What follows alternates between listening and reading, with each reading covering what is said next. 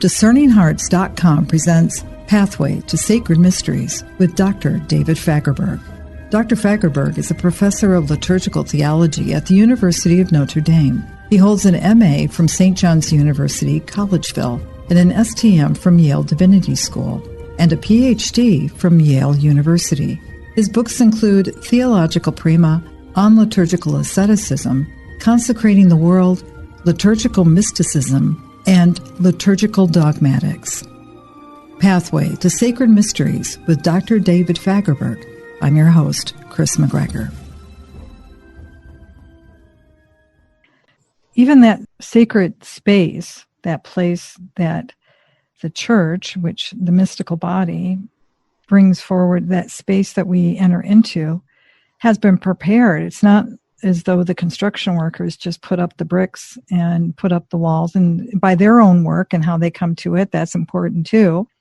But it is actually anointed with the same oils that anoint us. It is actually sprinkled and water poured out onto it. I mean, all the actions that occur there, that has been consecrated.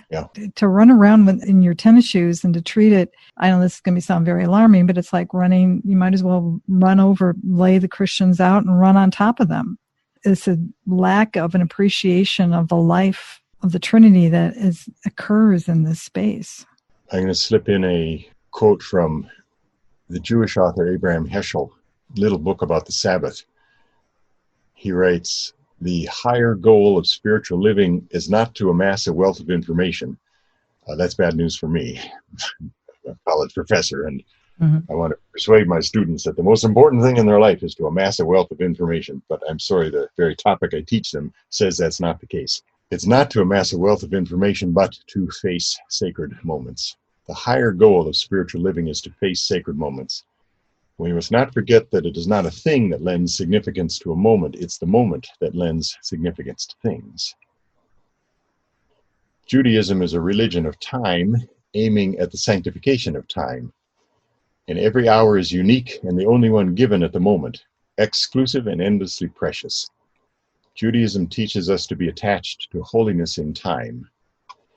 And he who wants to enter the holiness of the day must first lay down the profanity of clattering commerce and of being yoked to toil. That's not wrong, as he's about to say, but it's something that you must lay down. He must go away from the screech of dissonant days, from the nervousness and fury of acquisitiveness and the betrayal in embezzling his own life. I read that line a long time ago, and I'm still thinking about what he means by embezzling our own life. I guess it's a deposit God has given, and I'm stealing funds out of it for myself. He must say farewell to manual work and learn to understand that the world has already been created and will survive without the help of man. 6 days a week we wrestle with the world, wringing profit from the earth. That's a good thing. We're commanded to do that by God. But on the Sabbath, we especially care for the seed of eternity planted in the soul. The world has our hands, but our soul belongs to someone else. 6 days a week we seek to dominate the world, and on the seventh day we try to dominate the self. My only quibble with him would be to say, probably for the 7 days we must seek to dominate ourselves. This is when we practice our asceticism, so that we could do full, active, and conscious, joyful liturgy on the Sabbath, Sunday, 8th day. 6 days a week we have to make that struggle so that we could do our liturgy properly. What's the right relationship between that and liturgical mysticism then? I thought I would write a book on liturgical asceticism and then write a book on liturgical mysticism so I could find out. But I finished them both, and I'm not sure that I'm done with it yet. I like the key you gave in our earlier conversation that I don't need to try to come up with a liturgical bridge to asceticism and then another liturgical bridge to mysticism. Liturgy is the bridge between those two. So if I walk the bridge of liturgy, I'll find on the east end and the west end, the north end and the south end of this bridge, both of them. I know that mysticism awaits us at the end of asceticism as I understood it from the tradition, and in that book I primarily dealt with Eastern and Orthodox material. I understand mysticism to be at the end of it, because one goes through these stages of Praktike, Physike, and Theologia. In order to arrive, Theologia is union with God. Well, what better definition of mysticism do I need?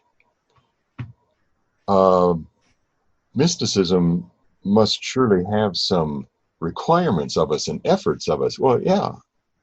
Mysticism assumes asceticism. Asceticism assumes mysticism.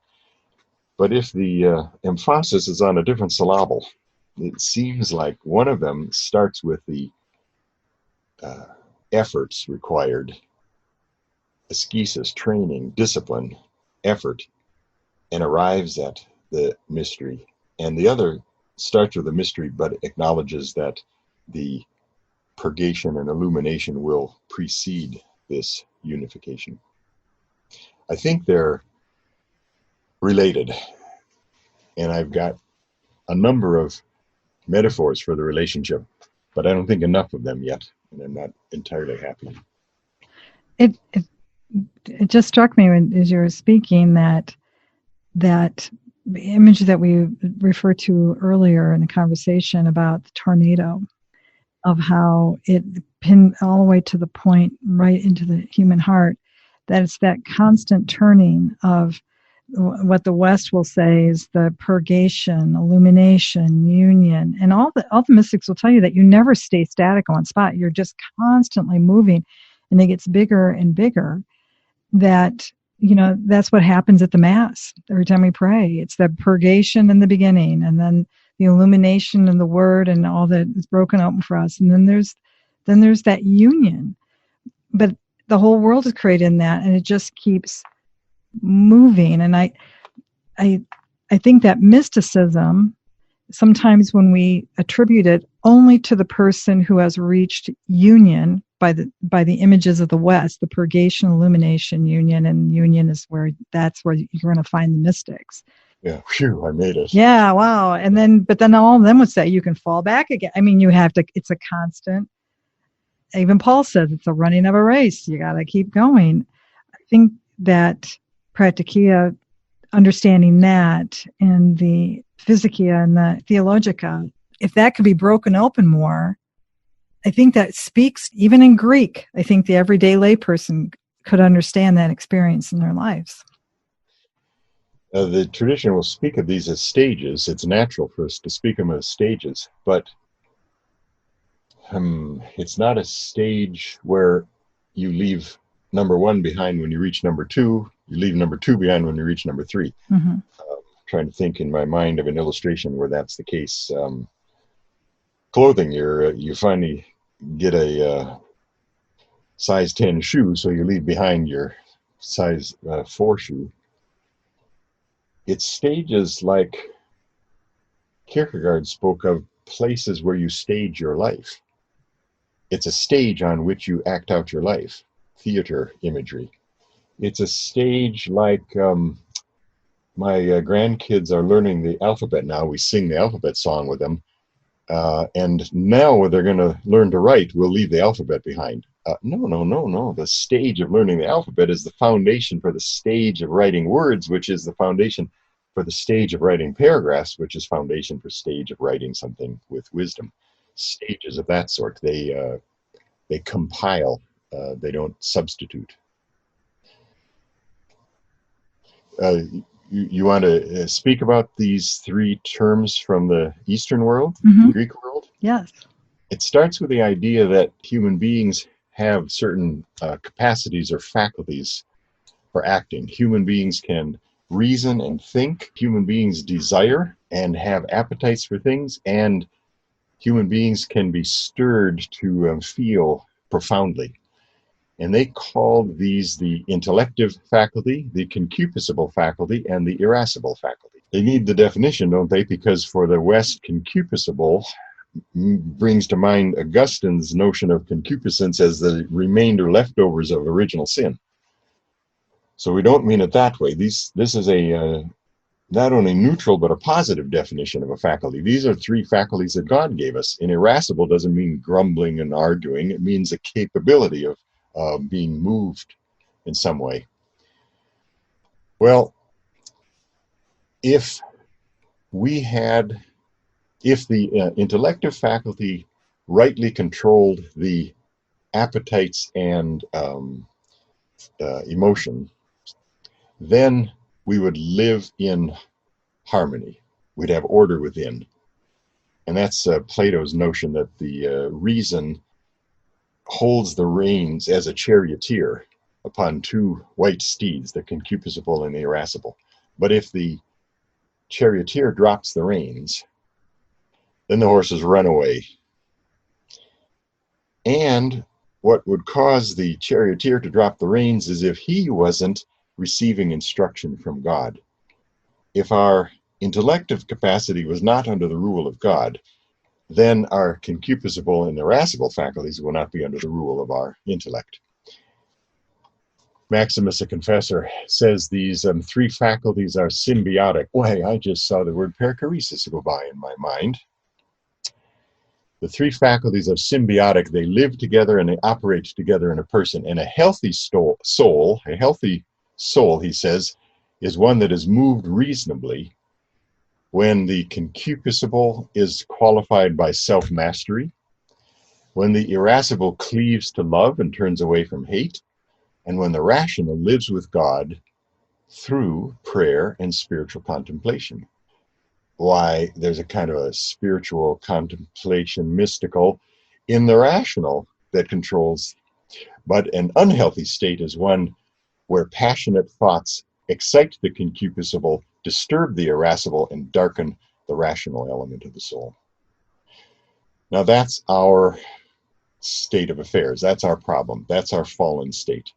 The consequence of original sin is that the demons have a foothold in us. They can't make us do anything that we're not willing to do, that we don't will to do. But we cooperate with them because the passions have distorted us. So you see already that in the West, the word passion is used in a more neutral fashion. You could have a passion for art.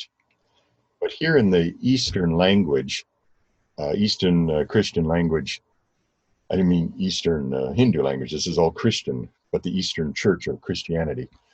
Passion is 97% of the time used to name a state where a faculty isn't working the way it's supposed to work.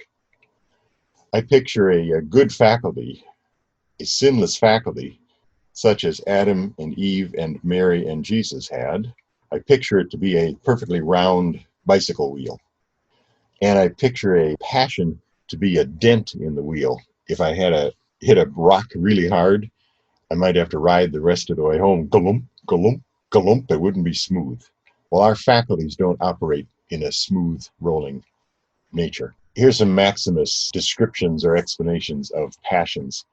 A passion is a movement of the soul contrary to nature. We don't do nature naturally anymore. We do it wrong. As with everything, misuse is sin. There's nothing wrong with money, sex, or beer, but you can misuse them. We'll return to Pathway to Sacred Mysteries with Dr. David Fagerberg in just a moment. This is Kris McGregor of Discerning Hearts, a nonprofit Catholic apostolate dedicated to evangelization and spiritual formation through the use of new media. Discerning Hearts creates engaging multimedia specializing in audio and video productions which are faithful to the teachings of the Roman Catholic Church and its rich, authentic spiritual tradition. Its mission responds to the Church's call to use the media for evangelization, catechesis, and spiritual renewal. We have made a commitment since the beginning to make the truth shared through Discerning Hearts totally free to users throughout the world. Besides our website, discerninghearts.com, Discerning Hearts has a newly updated free app where users can find all their favorite Discerning Hearts programming, including Father Timothy Gallagher, Dr. Anthony Lillis, Deacon James Keating, Mike Aquilina, Dr. Matthew Bunson, and so many more. There, too, you'll find numerous beautifully produced devotionals and novenas, including the Holy Rosary and Stations of the Cross, to help users create a sacred time for prayer wherever they may be. Discerning Hearts programming can be found on numerous streaming platforms such as Apple Podcasts, Google Podcasts, Amazon Music, iHeartRadio, Pandora, Spotify, Stitcher, TuneIn, and so many more. Discerning Hearts also has an ever-growing YouTube channel. Discerning Hearts online spiritual retreats and seminars have helped souls in North and South America, Europe, Africa, Australia, the Middle East, and the Philippines. For many people all around the world, Discerning Hearts is a daily source of inspiration, spiritual nourishment, and encouragement. We can only do this thanks to the generous financial support of our friends and benefactors. Please consider donating to our mission today. The world is looking for answers, for spiritual guidance and authentic discernment, for relationship and community. Your support is very much needed and appreciated. Please keep our mission in your prayers and tell a friend about Discerning Hearts. We now return to Pathway to Sacred Mysteries with Dr. David Fagerberg. The vices, whether concupiscible, irascible, or rational, come upon us with the misuse of the faculties of the soul. And the abuse of things follow upon the mistaken use of thoughts, which is why I don't think right about this world, and therefore I abuse the world. Peter of Damascus beat me to my money, sex, and beer slogan. He writes, "It's not food but gluttony that's bad. Not money but attachment to it. Not speech but idle talk." He means a kind of backbiting, gossipy talk. Not authority that's bad, but the love of authority. And not glory, but the love of glory, and what's worse, vainglory. It is not the thing itself, but its misuse that is evil. I don't think we quite paused long enough to grab that. It was driven home to me in Thomas's book On Evil. While I was reading it, I'd walk around campus with On Evil in my hand. I didn't know what kind of homework people thought I was doing. And Thomas makes clear that no thing is evil, but we tend to do that. Cards are evil, alcohol is evil, sex is evil. No thing is evil, but anything could be used wrongly, at the wrong time, for the wrong reason, in the wrong way, with the wrong person, in the wrong degree, in the wrong amount. So it's a matter of justice. Those are the passions that need to be healed. And a man named Evagrius made a list of 8 of them, and he organized them according to our faculties. The concupiscible passions are gluttony, lust, and avarice. The irascible passions are anger, despondency, and a kind of sloth he called acedia. It means getting lazy about doing your spiritual duties before God. And the intellective passions are vainglory and pride. Those 8 are like the main branches on the tree, which has then smaller twigs growing on them. And those 8, the idea of those 8, the list of that 8 came to the West by Evagrius's pupil Cassian, and they entered the Western tradition as the 7 deadly sins, the 7 vices. But these come from the homework that Evagrius did talking to monks in the deserts of Egypt. Well, how do you deal with the passions? That's the question you asked me. I was getting to it. Evagrius says 3 stages, but we've already said you don't leave a stage behind. Here's the alphabet, here's your grammar, and here's your final sentence. The stages are divided into 2 groups. So I think of number 1, and then of 2A and 2B. And the first group is an active. Well, it's not a group, it's a group of 1. The first is the active life. It's purifying the passion part of the soul. And Evagrius calls this Praktike. It's to do battle with 8 evil thoughts. It's to work through prayer, fasting, and almsgiving against the grip of the passions within our lives. If passion is pathe or pathein, then lack of passion was called in Greek apatheia. But I never permit my students to say the word apathy, because it doesn't mean this kind of laziness. It takes a tremendous amount of effort to attain apatheia, which is a dispassion, overcoming the passions. And at the end of this struggle, except the struggle never ends, but the target towards which it's shooting is this apatheia, which gives birth to charity. And charity sets up the second and third stages, which compose the contemplative life. So here's the active and the contemplative. And the contemplative has two parts to it. The first, Evagrius calls Physike, which is a kind of physics. Not like they do in the science building across the hall across the quad from me, but it's a physics which investigates the world, the cosmos. Physike is contemplating the cosmos in the light of revelation. Physike is itself contemplation, even though it's thinking about the world, because it's thinking about the world beyond its appearances. You see the Creator in the signs of his creatures. Physike is a cosmology informed by Scripture's revelation of God's providence. It's now knowing the world based on Scripture and the order of the universe. But Physike is not the end, because that's knowing the works of the Creator. Mm-hmm. Might we also know the Creator himself? And we mean know him the way Scripture says Abraham knew Sarah. This is an experiential knowledge. And this third stage is union with God, a supreme, calm, steady regarding of the Godhead as it is in itself. This third stage is participation in the life of the Trinity. It's union with God. And lo and behold, what name does Evagrius give this third stage?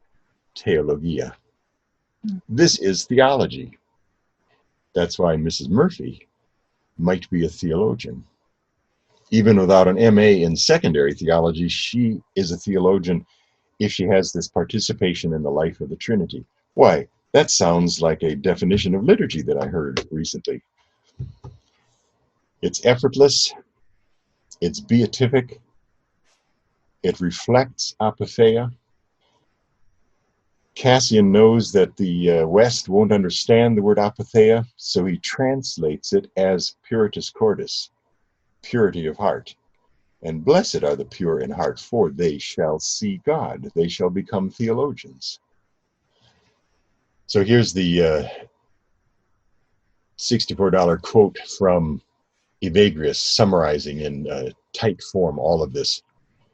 The fear of God strengthens faith.